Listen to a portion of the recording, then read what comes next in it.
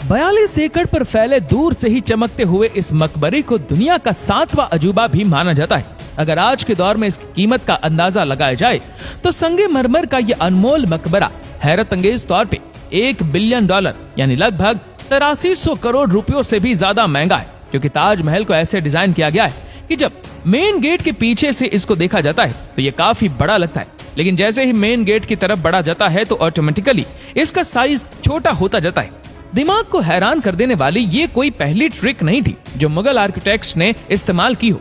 आखिर ताजमहल के वो कौन कौन से राज थे जिनको 400 साल पहले छुपाने की कोशिश की गई थी, और जब उस दौर में कंक्रीट या स्टील ही नहीं हुआ करता था तो आखिर इस आलिशान मकबरे और इस पर मौजूद 40 मीटर ऊंचे डोम को कैसे बनाया गया होगा। तो चलिए जानते हैं आज की इस वीडियो में। सन 1607 जब इंडिया और पाकिस्तान के इस हिस्से में मुगल एम्पायर का होल्ड हुआ करता था, इस दिन मुगल शहनशाह का सबसे छोटा बेटा शहाबुद्दीन मोहम्मद खुर्रम 15 साल का हो चुका था। एक बार मुगल शहनशाह ने शहजादे खुर्रम की शादी अपने एक वकील की बेटी के साथ कर दी, जिसको मुमताज महल के नाम से जाना जाता है। मुमताज और खुर्रम को पहले दिन से ही एक दूसरे से बेहद प्यार हो चुका था, और उस वक्त ये किसी को भी मालूम नहीं था कि इस मोहब्बत का बोलबाला हमेशा के लिए रहने वाला है। अगले 10 सालों तक शहजादे ने कई जंगें लड़ी और उनमें भरपूर कामयाबी भी हासिल की। शाहजहां की टोटल 6 बीवियां थी जो आगरा फोर्ट के महल में ही रहती थी। इन 6 में से शाहजहां सबसे ज्यादा मोहब्बत मुमताज से करते थे, और यही वजह थी कि उनका ज्यादातर वक्त मुमताज महल के साथ ही गुजरता था। वक्त तेजी से गुजरता जा रहा था और 4 सालों के बाद यानी 1621 में मुगल शहनशाह अचानक चल बसे। शाहजहां जो पहले ही मुगल एम्पायर में खासा फेमस हो चुके थे, 1628 में यानी पिता की मौत के 7 सालों बाद उसने शहनशाह की गद्दी संभाली। पूरी मुगल सल्तनत अपने नए शहनशाह से बेहद खुश नजर आती थी। ये वो पीरियड था जब मुगल एम्पायर का राज हुआ करता था, यानी पूरे इंडिया पाकिस्तान के साथ साथ अफगानिस्तान के भी कई हिस्सों में मुगल सल्तनत का राज हुआ करता था। सारे फैसले शाहजहां खुद करते थे, जबकि मुमताज महल पीछे रहकर शाहजहां को मशवरे दिया करती थी। गद्दी संभाले अभी 1 ही साल गुजरा था कि एक बार फिर से मुगल एम्पायर को दुश्मनों का सामना करना पड़ा।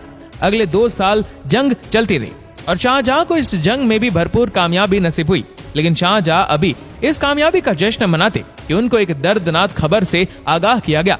मुमताज महल जो कि शाहजहां के 14वें बच्चे को जन्म दे रही थी, उसकी हालत बिगड़ गई और 17 जून सन 1631 को वो ना चाहते हुए भी इस दुनिया से चल बसी। पूरी मुगल सल्तनत का जश्न देखते ही देखते मातम में बदल गया। ये खबर शाहजहां पर आग बनकर गिरी थी। उसने तो जैसे इनकी दुनिया ही खत्म कर डाली। शाहजहां की सबसे पहली मोहब्बत और उनकी सबसे अजीज बीवी मुमताज महल इस दुनिया से जा चुकी थी। कहा जाता है कि इस गम की परछाई ने शाहजहां को काले अंधेरों में धकेल दिया था। अगले 8 दिनों तक उन्होंने कुछ नहीं खाया और अगले 2 सालों तक ना कोई मौसीकी सुनी और ना ही कोई परफ्यूम लगाया। मुमताज महल ने मरने से पहले एक आखिरी ख्वाहिश की थी। वो चाहती थी कि उनकी कब्र दुनिया के सबसे खूबसूरत मकबरे में बनाई जाए। इस टास्क को और मुमताज महल की आखिरी ख्वाहिश को पूरा करने के लिए शाहजहां ने अपनी सारी दौलत और पूरी जिंदगी उनके नाम करने का इरादा कर लिया। मुमताज के गुजरने के 6 महीने बाद यानी 1632 में ही ताजमहल की कंस्ट्रक्शन का काम शुरू कर दिया गया। करीब 20,000 से भी ज्यादा मजदूर और कारीगरों को पूरी सल्तनत से इकट्ठा किया गया। लश्करों के लश्कर शाहजहां के हुक्म पर आगरा बुलवा लिए गए थे, क्योंकि मुमताज की कब्र यमुना रिवर के बराबर में मौजूद थी। इसी वजह से इस जगह पर दुनिया की सबसे खूबसूरत बिल्डिंग बनाना काफी मुश्किल टास्क था। रिवर के किनारे जमीन काफी सॉफ्ट होती है और अगर यहाँ खुदाई का काम किया गया तो पानी का बहाव ताजमहल की फाउंडेशन को भी नुकसान पहुंचा सकता था। इस मसले से निपटने के लिए मुगल इंजीनियर्स ने यहाँ सबसे पहले जमीन के अंदर कई कुएं खुदवाना शुरू किए। मजदूर ये कुएं तब तक खोदते रहे जब तक खुश्क जमीन नजर न आ जाती थी। इन कुओं को पत्थरों और गारे से भरा गया और फिर उसके ऊपर पत्थरों के बड़े बड़े कॉलम खड़े किए गए। इस सारे काम को अंजाम देने के लिए मजदूरों के साथ साथ हाथियों की एक बहुत बड़ी फौज को भी इस्तेमाल किया गया। मुगल इंजीनियर्स की यह ट्रिक काम कर चुकी थी और अब एक ऐसी मजबूत फाउंडेशन तैयार थी जो नरम जमीन पर भी फौलाद बनकर खड़ी थी। फाउंडेशन के बाद अब बारी थी एक ऐसे बिल्डिंग डिजाइन की जो आज से पहले किसी ने भी ना देखा हो। एक ऐसा डिजाइन जो पिछले सारे रिकॉर्ड तोड़ डाले। ताजमहल के डिजाइन का आइडिया शाहजहां ने अपने पिता और दादा के मकबरों से लिया था। पिता के मकबरे से मीनारों का आइडिया लिया गया, दादा के मकबरे से बिल्डिंग कोर का आइडिया लगाया और अपने अंकल के मकबरे से डोम का आइडिया लिया गया था। और जब इन सब को कंबाइन किया गया तो एक शानदार और आलीशान डिजाइन उभर कर सामने आया।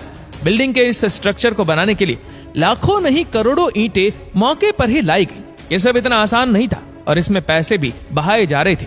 हर गुजरते दिन शाही खजाना तेजी से खाली होता जा रहा था, लेकिन शाहजहां को किसी चीज की परवाह नहीं थी। बस उनको ये काम हर कीमत पर कंप्लीट करना था। कहा जाता है कि ताजमहल की कंस्ट्रक्शन में इतने ज्यादा लोग लगाए गए थे कि इनकी वजह से आसपास के इलाकों में खाना पीना खत्म हो गया था।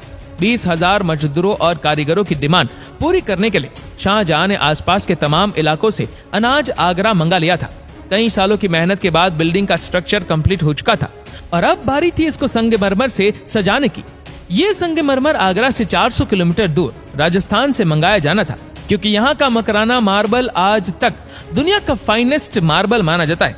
शाहजहां ने ताजमहल के लिए पूरा मकराना मार्बल रिजर्व कर लिया था, यानी जब तक ताजमहल की डिमांड पूरी नहीं हो पाएगी तब तक किसी को भी यह मार्बल खरीदने की इजाजत नहीं थी।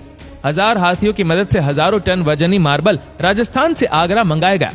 ताजमहल का ये खूबसूरत डोम इतना बड़ा है कि इसका अंदाजा सिर्फ आंखों से देखकर ही लगाया जा सकता है।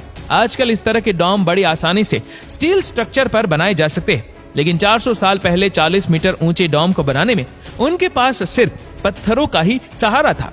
ताजमहल की फिनिशिंग के लिए इसको पीट्रा डूरा या परचीन कारी से डेकोरेट किया जाना था।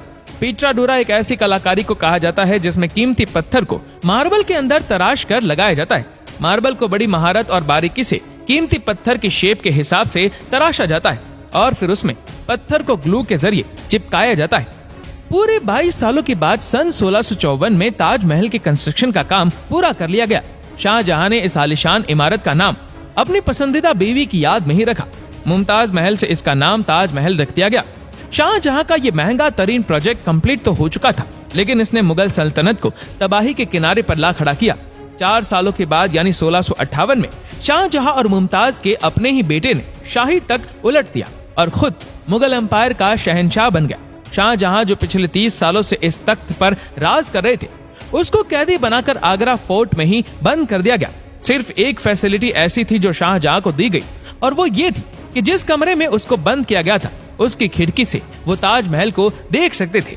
8 साल कैद में रहने के बाद 74 इयर्स की एज में शाहजहां भी इस दुनिया को अलविदा कर गए।